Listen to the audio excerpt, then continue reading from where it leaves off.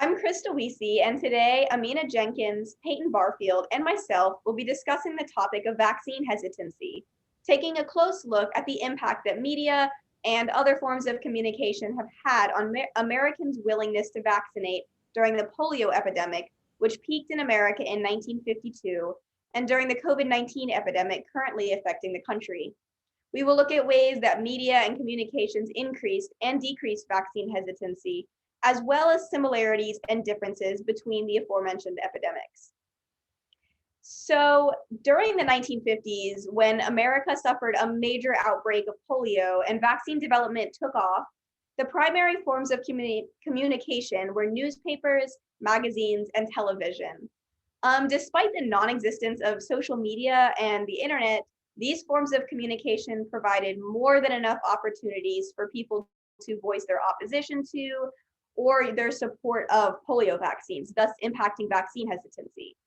For the most part, media during the 1950s actually voiced strong support of the new vaccine, as Peyton will discuss. But media coverage, as always, wasn't 100% supportive.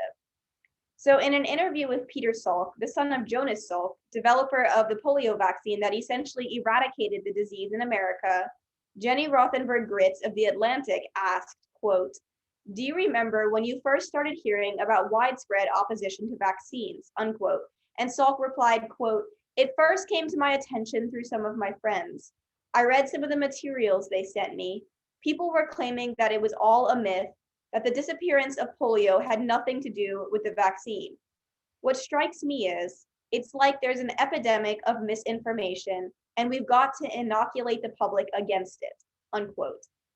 Although Salk doesn't clarify what type of media it was that his friends showed him, one can assume it was a print publication of some sort promoting the erroneous message that polio cases were disappearing without the vaccine.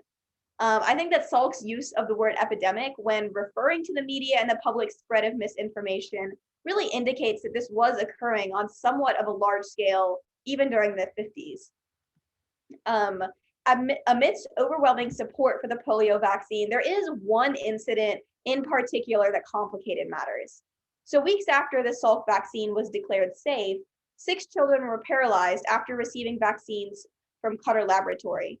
It was determined that batches of the vaccine at the Cutter Laboratory and several other locations actually contained live polio virus, despite having passed government safety tests. New safety standards were developed, of course, but some damage had already been done. In a 1955 article arguing in support of vaccination, Warren Wells actually opens by admitting that the media's coverage of the Cutter incident and communication with the public in general about the incident created some degree of vaccine hesitancy. He writes, quote, "Last spring, a dark cloud of confusion settled over the Salk anti-polio vaccine. Furious public debate and conflicting statements from Washington only served to further obscure the situation. Was the vaccine really effective? And if so, just how effective?" Unquote. So from these two primary sources, I see some semblance of a pattern emerging, revealing that, on the rare instances that vaccine hesitancy actually increased during the polio epidemic, conflicting or contradictory statements appearing in publications and broadcasts were partly to blame.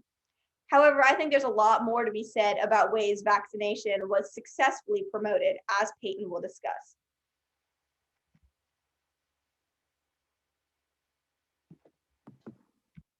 During the 1950s, newspapers, magazines, and television were the primary types of media.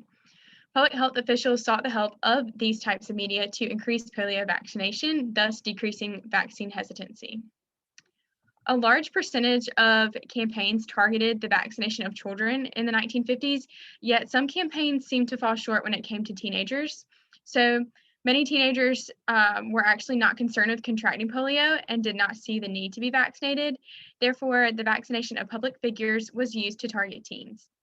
In 1956, Elvis Presley received the Salk polio vaccine backstage at the Ed Sullivan Show in front of the press. Many photographs were then dispersed in newspapers and magazines across the country to promote vaccination against polio among the teenage population. Furthermore, the Red Sox baseball players were also photographed in uniform with the Sabin oral polio vaccine in hand. And this photo was taken before they consumed the oral vaccine before their game. The Center for Disease Control was also active in reducing vaccine hesitancy by creating the Welby mascot. This mascot appeared on posters that were distributed throughout U.S. towns, encouraging people to get their doses of the vaccine. This mascot was actually also featured in the aforementioned Red Sox baseball player's photo and was mass produced.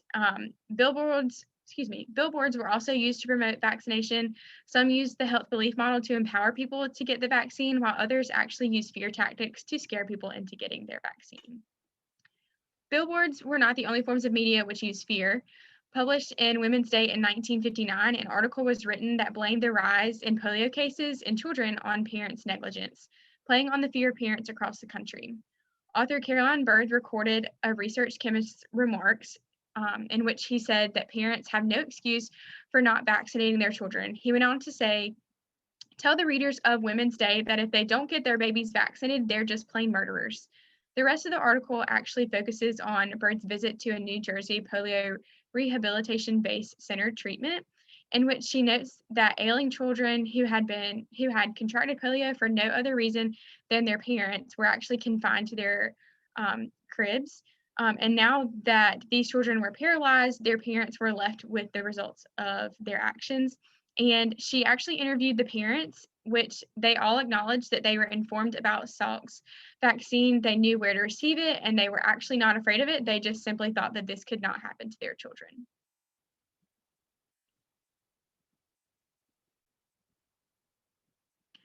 So although COVID-19 is not yet over with, 2020 saw a few forms of media spreading misinformation about COVID-19 and vaccines, increasing vaccine hesitancy. The primary forms of media in 2020 and into 2021 were the internet, social media like Facebook, Instagram, Twitter, or YouTube, and television. The internet and social media offers the opportunity for the uninformed and uneducated population to comment on topics without any credibility or fact checking. Sharing misinformation on these platforms puts vulnerable populations at risk for believing this information and furthering their spread of misinformation. The vulnerable populations discussed include people with cognitive impairments, of older age, with lower literacy levels, and with less digital literacy skills. This misinformation is dangerous when the COVID-19 vaccination is actually the desired outcome, because people continue to believe these illegitimate claims that are being made online instead of the scientifically backed sources. Often, misinformation comes from unedited sources that are not peer-reviewed or fact-checked before being published or posted online. For example, a blog post entitled "Head of Pfizer Research, COVID-19 Vaccination is Female Sterilization" claimed that a protein made by the COVID-19 vaccine would attack a protein synthesized by the placenta, rendering women infertile. This claim was even more concerning because it was apparently from the head of Pfizer. However, the protein claimed to cause the infertility is not actually found in the vaccine, and the head of Pfizer actually never said that the vaccine would cause infertility. There's no evidence in research actually that shows a link between COVID-19 vaccination and infertility either. There are also sites which profit from anti-vaccination movements, arguing that vaccines are poisons intended to cause harm to the recipient. Some sites and people seem louder or more prominent than others given their larger platforms. And during the COVID-19 pandemic, the virus and the vaccination have become politically polarizing. For example, staunch conservative Fox News host Tucker Carlson has recently reported skepticism, noted that there are many things we don't know about this vaccine. The host has also accused members of the scientific community of lying about the safety of the vaccine and its effectiveness. And it's believed that his conspiracy theories and misinformation could be one of the reasons that 34% of Republican men, who are most likely viewers of his show, will not receive the vaccine.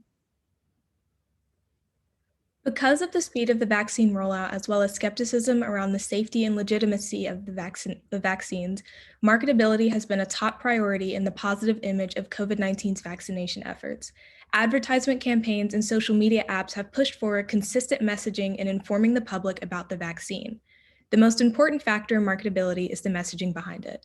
The National Institutes of Health released a report making recommendations to the CDC on communication strategies for vaccine hesitancy. One of the main strategies they suggested was centralizing messaging. They explained that doing so would give Americans greater faith in the legitimacy of the vaccine. Television advertisements have been utilized frequently to push forward positive messaging. Warner Media, a TV enterprise, and the Ad Council have been active in creating these ads. They've been able to have celebrities and politicians participate in their initiatives. Warner Media teamed up with the Ad Council for their It's Up to You campaign to encourage Americans to get the vaccine. The series of ads features actors like Daveed Diggs and Rosie Perez asking Dr. Sanjay Gupta questions about the vaccine. Diggs and Perez are both actors in shows that Warner Media produces, and Dr. Gupta is a well-known doctor who hosts a show on CNN and does a variety of correspondent work for the network. The questions were common ones like, should I get vaccinated if I've had COVID before? And ended with Dr. Gupta not only answering the questions, but directing viewers to getvaccineanswers.org for more information. The Ad Council also created their own series of advertisements. Former presidents and first ladies came together for an Ad Council PSA about getting vaccinated, telling Americans how important it is for them to do so. Pictures of public figures being vaccinated have also been shared. Dolly Parton, a well-known country singer, posted a picture of her receiving the vaccine. Parton was active in funding research efforts for COVID vaccines and chose to receive hers publicly to establish trust behind it. With the rise of the internet, social media has also been a powerful tool in vaccination efforts. Platforms like Facebook, Instagram, and Twitter have become proactive in informing users. Because of the spread of false information online, apps have started to regulate the information shared on their platforms with links to credible information on COVID-19 under posts mentioning the virus, as well as fact-checking them. Instagram also has a search feature that allows users to type in the word vaccine and be directed to more information on the CDC's website. The information that each of these initiatives provides comes from a consistent source, the CDC. Ensuring that the resources and information provided are consistent across the board has created greater transparency and trust in the process of vaccination. There was skepticism and support in regards to both the polio and COVID-19 vaccines, and media coverage played a significant role in public perception. Forms of communication allowed people to give their opinions on the polio vaccine, which increased hesitancy when those who opposed it spoke on it. When public health officials worked with the media to inform the public of vaccination efforts, polio vaccine hesitancy decreased. Similar to polio, vaccine hesitancy increased in the COVID-19 epidemic in the US because of opposition, specifically amongst the anti-vaccination movement.